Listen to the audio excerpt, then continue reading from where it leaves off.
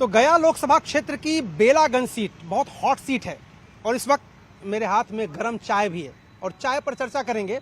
उसकी वजह यह है कि पिछले चुनाव में कई सालों से, कई बार से, लगभग 30-35 साल से इस सीट पर जिस शख्स का कब्जा था, सुरेंद्र प्रसाद यादव, वो लोकसभा का चुनाव लड़ गए, 2024 का चुनाव जीत भी गए। लेकिन जो सीट खाली की बेलागंज, वहां से उन्होंने अपने बेटे को चुनाव लड़ाया, लेकिन उनका बेटा चुनाव हार गया और जिसने हराया मनोरमा देवी ने, वो एक बार फिर प्रत्याशी उनके सामने है। और बेलागंज में मुख्य मुकाबला जो है वो आरजेडी और जेडीयू के बीच है, यानी मनोरमा देवी और सुरेंद्र प्रसाद यादव के बेटे विश्वनाथ यादव के बीच। तो इसलिए चर्चा करते हैं बेलागंज के लोगों से, चाय पर चर्चा करते हैं। एक बात ये बताइए जरा सा, इस बार माहौल क्या है? पिछली बार तो मनोरमा देवी ने इतने बड़े किले को ढहा दिया सुरेंद्र यादव के, इस बार क्या माहौल? माहौल वही है जो उपचुनाव में हुआ था, वही माहौल है फिर। हाँ बिल्कुल। अच्छा, ऐसा क्या हो गया जो 6 बार 7 बार से विधायक हो जिस सीट से, वो लोकसभा का सांसद चुना जाए लेकिन बेटा उसका हार गया चुनाव? ऐसा थोड़ा है कि जो बाप करेगा वो भी बेटा भी करेगा। बाप का जो है मुकाबला ठीक ढंग से नहीं मिल पा रहा था, अब बेटे के टाइम में मुकाबला करने वाला बढ़िया मिल गया, दमदार मिल गया, तो पटकनी खा गए ही, और दोबारा भी यही होगा। आप ये बताइए, आप तो युवा हैं, ये जो बेलागंज है गया जिले का, यहाँ आप लोगों के मुताबिक समस्या क्या है, समाधान क्या चाहते हैं सरकार से, उम्मीद क्या है? समस्या बहुत सारा है, मतलब कि विकास का जो भी कार्य हम लोग का था इस क्षेत्र में, वो बहुत दिनों से अटका हुआ था। इसलिए हम लोग इस बार बदलाव चाह रहे थे, सोचे कि थोड़ा क्षेत्र का विकास हो और भी बहुत सारे काम जो पेंडिंग में था वो सब काम बढ़िया से हो। इसलिए हम लोग इस बार थोड़ा चाहे कि बदलाव करके। तेजस्वी यादव ने जो नौकरी देने का वादा किया, आप तो युवा हैं, पहली बार जब वो बने थे मुख्यमंत्री, वो तो नहीं बने, वो मुख्यमंत्री बने मुख्यमंत्री नीतीश कुमार के अंडर में, बट नौकरी का वो कहते हैं कि हमने नौकरी दी, उससे कुछ उम्मीद जगती है?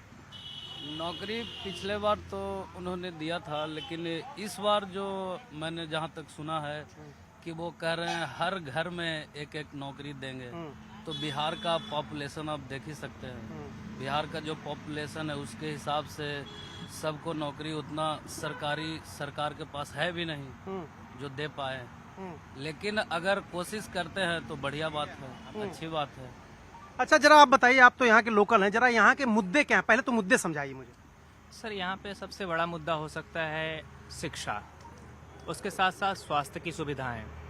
सड़क और नाला तो एक कॉमन सी बात हो जाती है, लेकिन शिक्षा और स्वास्थ्य पे अगर सरकार अच्छा काम करे तो जाहिर तौर पे वो आगे आने वाले समय में एक जो यहाँ के युवा हैं, यहाँ के जो नए जनरेशन वाले लोग, उनको काफ़ी ज़्यादा फायदा होने वाला है मुख्य रूप से अगर ये पाट देते। क्योंकि हम देखते हैं कि काम तो हो रही है, लेकिन जो जिस गति से होनी चाहिए उस गति से नहीं हो रही है। इंजीनियरिंग कॉलेज की सुविधा होनी चाहिए, हम मानते हैं कि सरकार हर जगह पे सरकारी इंजीनियरिंग कॉलेज दी है, मेडिकल कॉलेजेस दी हैं, लेकिन इसके साथ साथ और भी प्राइवेट कॉलेजेस की भी डिमांड यहाँ पे होनी चाहिए।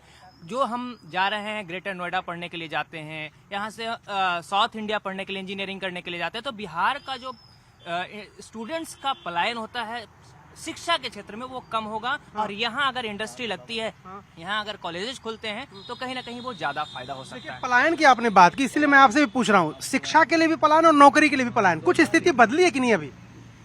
इस बार तो कुछ बदली है और धीरे धीरे हम यही सोचते हैं कि विकास इसी के क्षेत्र में ज़्यादा हो, फैक्ट्रियाँ लगे और शिक्षा के लिए जो लोग पलायन कर रहे हैं, खासकर हम लोग युवा वर्ग। मेरा भी एडमिशन कुछ दिन पहले बाहर में हो रहा था यूपी में, तो मैंने सोचा कि यूपी से बढ़िया बिहार में ही कहीं हो जाता, तो इसलिए मैंने IHM हाजीपुर में फिर क्वालिफिकेशन के आधार पर मेरा सिलेक्शन हुआ, तो वहाँ एडमिशन लिए। तो कोई भी युवा नहीं चाहेगा कि बिहार छोड़ के मतलब आउट ऑफ बिहार पढ़ाई के लिए जाएं। अच्छा, जरा ये बताइए कि जो कानून व्यवस्था की बात होती है, कानून व्यवस्था की हालत अब क्या है, पहले क्या थी और क्या सुधार होना चाहिए?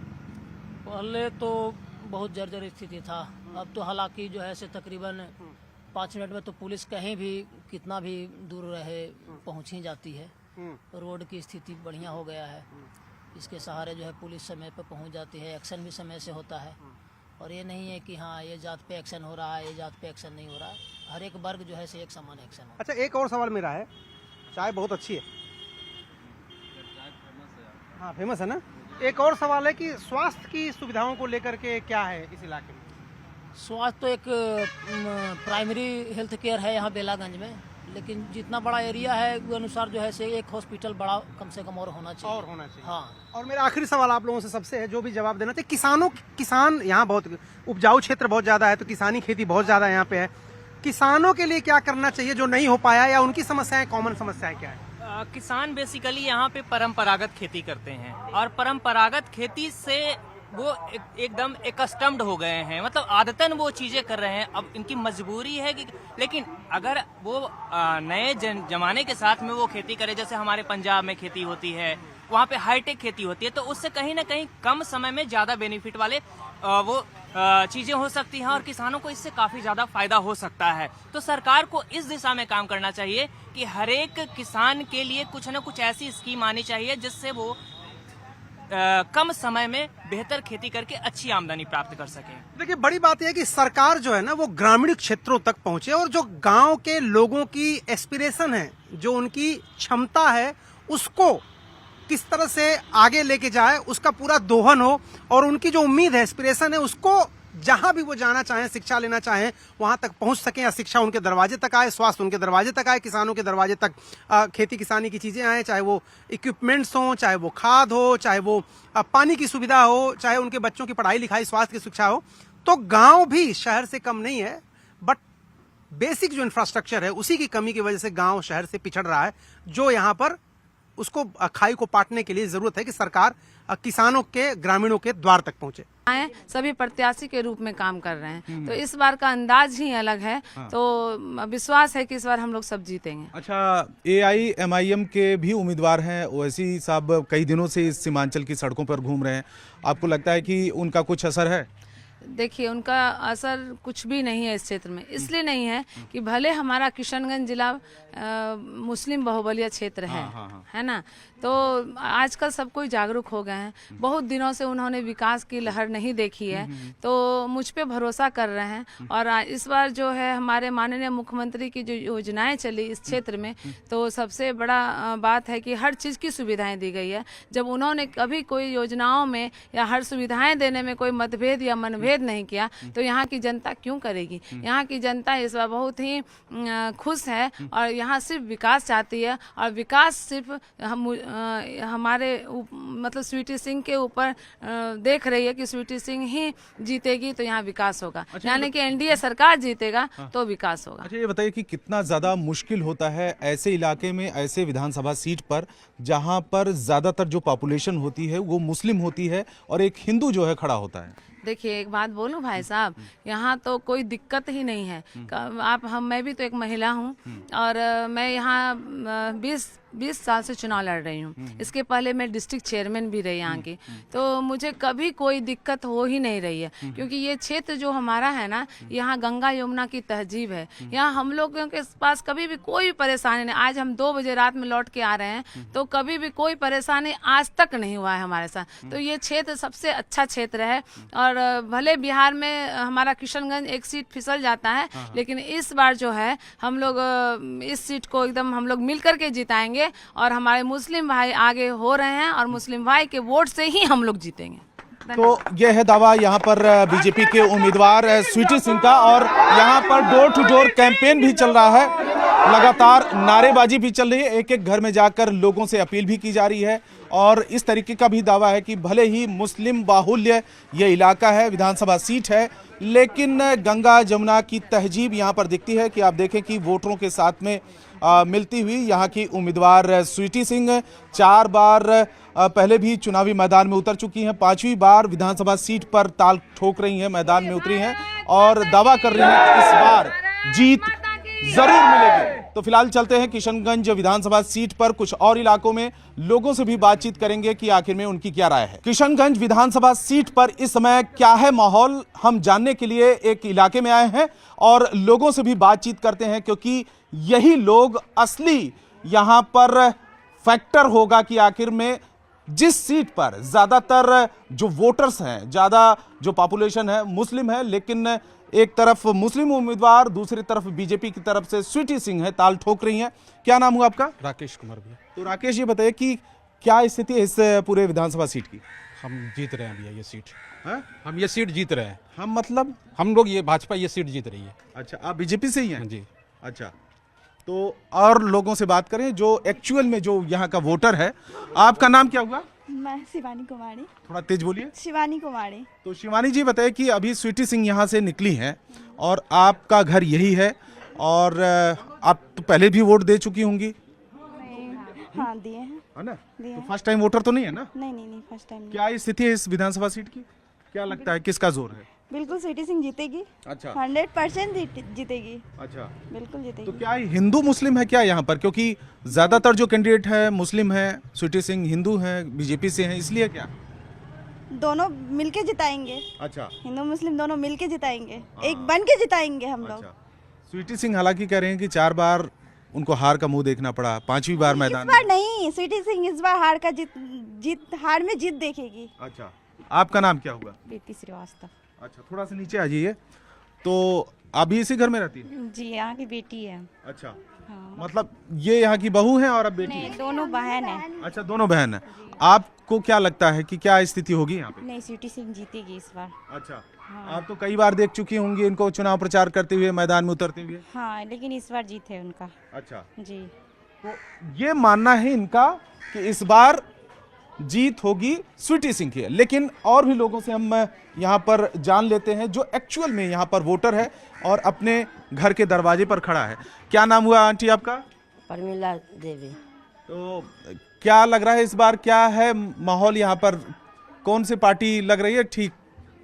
सिटी सिंह। हाँ, जो बीजेपी वाली है? हाँ, बीजेपी वाले। अच्छा, तो इससे पहले भी वोट देती रही हैं आप क्या? हाँ, पहले भी दिए थे वोट। लेकिन वो तो हारती रही हैं कई बार। अरे वो जीतेगा, हारे हुए करेगा और क्या। अच्छा, आपका नाम क्या हुआ? पूजा कुमारी। आप फर्स्ट टाइम वोटर हैं? नहीं, 2-3 बार दे चुके हैं। अच्छा, वोट दे चुकी हैं पहले? आपको क्या लग रहा है यहाँ पर? यहाँ पे तो इस बार लग रहा है बीजेपी जीतेगा। अच्छा, क्यों ऐसा? पता नहीं, महिलाओं लोग को मतलब ज़्यादा उम्मीद है कि अच्छा। इस बार जो नरेंद्र मोदी जो किए हैं, जैसे 10,000 रुपया भेजे, अच्छा। शायद उसके कारण हो सकता है मुस्लिम वोटर दे सके। तो पैसा मिल गया कि नहीं आपको? हमको तो नहीं मिला, लेकिन मेरा सपोर्ट बीजेपी को ही जाएगा। कहाँ मिला अभी? अच्छा, मेरा सपोर्ट बीजेपी को ही हमेशा से। अच्छा, तो देखिए जो योजनाएं रही हैं सरकार की, वो भी एक बड़ा फैक्टर यहाँ पर देखने को मिल रहा है। और थोड़ा सा आगे भी आए, क्योंकि ये जो कॉलोनी है, पूरी जो गली है, इन लोगों से भी हम बातचीत कर रहे हैं। अलग अलग समुदाय के लोग हैं, अलग अलग जाति और धर्म के लोग हैं। क्या नाम हुआ चाची आपका? रुक्मिणी देवी। आपको क्या लग रहा है इस इलाके में चुनाव में? चुनाव में निकल जाना चाहिए। अब सब बेचारी हारिए रहा, भी निकलना चांस है। कौन निकल जाएगा? सिटी सिंह। अच्छा, आप तो कई बार वोट दे चुके होंगे। नहीं, पहले ही रहा। हाँ, हमारे घर वो बाहर में रहिए। अच्छा, निकली अभी देने जाएगी। गाड़ी तो भेज दीजिए, हम बोले नहीं पाते हैं। हाँ, गाड़ी भेज दीजिए, हम चल जाएंगे। अच्छा, तो सरकार से फायदा मिल रहा है कि नहीं? अभी कुछ नहीं पैदा दे रहा है सरकार, फायदा नहीं मिल रहा है? कुछ नहीं। अच्छा, क्या बोलते हैं? कि हाँ, क्या हुआ?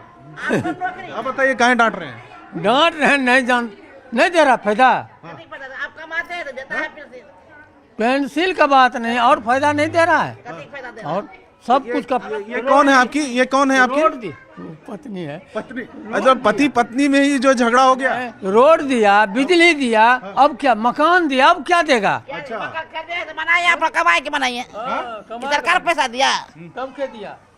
तो घर के अंदर भी ऐसी लड़ाई होती है क्या? नहीं, बोलने के लिए कुछ से कुछ बोलती है। देखिए, ये क्योंकि राजनीति है और घर के अंदर या फिर पति पत्नी के ही बीच में यहाँ पर विवाद पैदा हो जाता है जब राजनीति की बात आती है। क्या नाम हुआ आपका? शोभा देवी। हाँ जी, दोबारा बोलिए। शोभा देवी। आपको क्या लग रहा है यहाँ पर? अच्छा लग रहा है। हाँ? अच्छा और जो चुनाव हो रहा है वो भी अच्छा लग रहा है। अच्छा, कौन जीत रहा है? फूल छाप को देंगे हम लोग वोट। क्यों?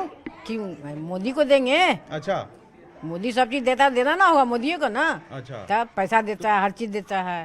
तब क्या क्या दिया मोदी जी ने? मोदी जी ने किया नहीं, कौन चीज नहीं दिया, सब चीज तो देवे किया।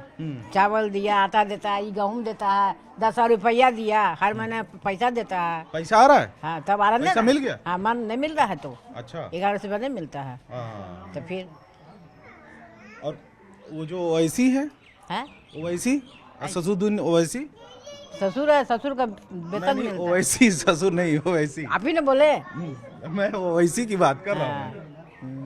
और जो कांग्रेस है, कांग्रेस के नहीं देना है। क्यों? नहीं, मोदी को देना है। कांग्रेस कुछ दिया है? कुछ नहीं किया है कांग्रेस। हाँ, जो हम लोग का 10,000 रुपया खाता में दे रहा है उन लोग को न देंगे, उन लोग को जिताएंगे ना। अच्छा। और जो नहीं दे रहा है, जो हम लोग का विकास कर रहा है उनको देंगे। इससे आगे आप कुछ नहीं बोल सकते। तो पैसा मिल रहा है? हाँ, मिल रहा है। अच्छा जी। तो मतलब उम्मीदवार कोई भी हो, आपको वोट देना है मोदी जी को? जी। हाँ?